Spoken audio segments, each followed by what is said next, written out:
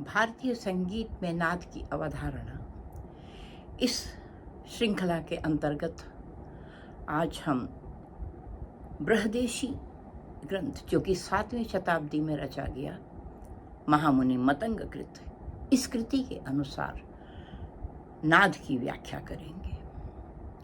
यूं तो सर्वविदित है कि नाद ही जगत का कारण है, नाद ही सर्वत्र व्याप्त है और नाद ही संगीत की आत्मा है।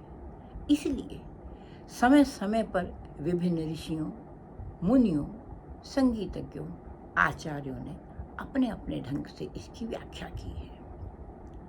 मतंग कहते हैं, न नादीन बिना गीतम, न नादीन बिना स्वरः, न नादेन बिना नृत्यम, तस्मात् नादात्मकम जगत। नाद के बिना कोई गीत नहीं, नाद के बिना कोई स्वर स्थिर नहीं हो सकता, ना नाद के बिना नृत्य ही संभव है। इसलिए ये सारा संसार नादात्मक है। नाद का संबंध देवताओं से जोड़ा है। ये ध्यातव्य है कि संगीत पारिजात में ब्रह्मा, विष्णु और शिव के साथ नाद का संबंध जोड़ा, जबकि मतंग ने कहा है नाद रूप स्मृतो ब्रह्मा। नाद ही तो ब्रह्मा का स्वरूप है। नाद रूप जनार्दना, और नाद ही जनार्दन विष्णु का रूप है। नाद रूपा पराशक्ति, ये जो वाक शक्ति है, ये जो महाशक्ति है, वो भी नाद रूप ही है। तस्मान नादात्मकम जगत, इसलिए ये सारा संसार नादात्मक है।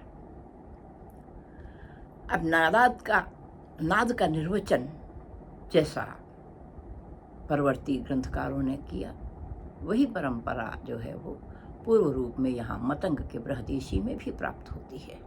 वहाँ कहा है नकार प्राण इत्याहु। नकार जो है वो मानो प्राण है, और दकाराश्च अनलोमता, तो नाद में न शब्द जो है वो वायु का द्योतक है, और द जो अक्षर है वो दाहन, अग्नि का द्योतक है। तो इन दोनों के मेल से नाद द्वीप पदार्थोयम, तो इन दोनों को पदार्थ कहा है। ये दो प्राकृतिक एलिमेंट्स हैं पंचमहाभूत में, अग्नि और वायु। ये दो महाभूतों में से इनकी संख्या में गिनती की जाती है। तो ये पावरफुल, ये दोनों महान देवता हैं और एलिमेंट्स हैं, 5 एलिमेंट्स में से। तो उन्होंने यही कहा है कि नाद जो है वो प्राण और दकार जो है वो मानो अग्नि है। तो इन दोनों पदार्थों से, इन दोनों पदार्थों के संयोग से जो उत्पन्न है वो आहत नाद होता है, ऐसा मैंने कह दिया है। नादीन, अब ये नाद जो है ये तो व्याख्या है प्राकृतिक, कि प्राकृतिक कौन से एलिमेंट्स, कौन से दो एलिमेंट्स, दो पदार्थ जुड़ते हैं तो नाद होता है। लेकिन जब हम इसकी व्याकरण में नाद की चर्चा करते हैं, नाद शब्द की, तो वहाँ किस धातु से है, कैसे शब्द रूप बना है नाद। और यास्क ने कहा है सर्वाणी नामानि आख्यात जानी, जितना भी हम नामकरण करते हैं उसके पीछे कोई क्रिया अवश्य रहती है, कुछ क्रिया का कोई संबंध होता है। तो यहाँ क्या है, नादो अयम नदतेर धातु, तो नद धातु है इसमें, इसलिए ये नाद शब्द बना है। तो नद का मतलब है शब्द करना, और नद का मतलब है कि सरकना, प्रवाहित होना।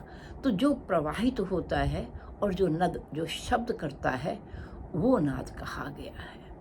और इसीलिए नद शब्द करने के कारण इसमें नीप प्रत्यय लगा करके नदी की कल्पना की गई है। लेकिन नद में घय प्रत्यय लगाकर जो नाद कहा है वो भी ध्वनि का वाचक है, लेकिन ये शब्द पुल्लिंग है।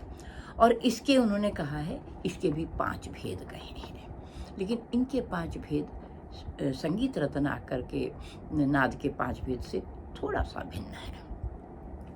यहाँ कहा है सूक्ष्म, अति सूक्ष्म,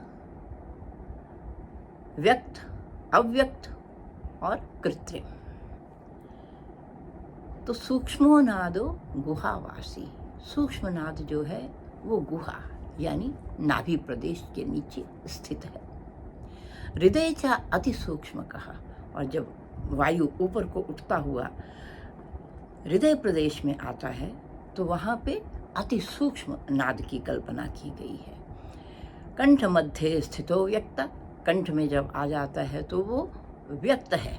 और तालु के अव्यक्तश्च, और तालु प्रदेश में जब है, अभी मुख में ही है, तो तालु प्रदेश में जब तक है तब वो क्या है, अभी भी वो अव्यक्त है, व्यक्त नहीं हुआ। तो व्यक्त कब होता है, जब वो कृत्रिम रूप उसको पंचमी अवस्था को प्राप्त होता है। तो कृत्रिम मुख देशे गया, जब मुख के अग्रभाग में आ जाता है तो वो कृत्रिम हो जाता है। इसलिए ये नाद जो है ये उच्चारण के अनुसार ये 5 तरह का कहलाता है।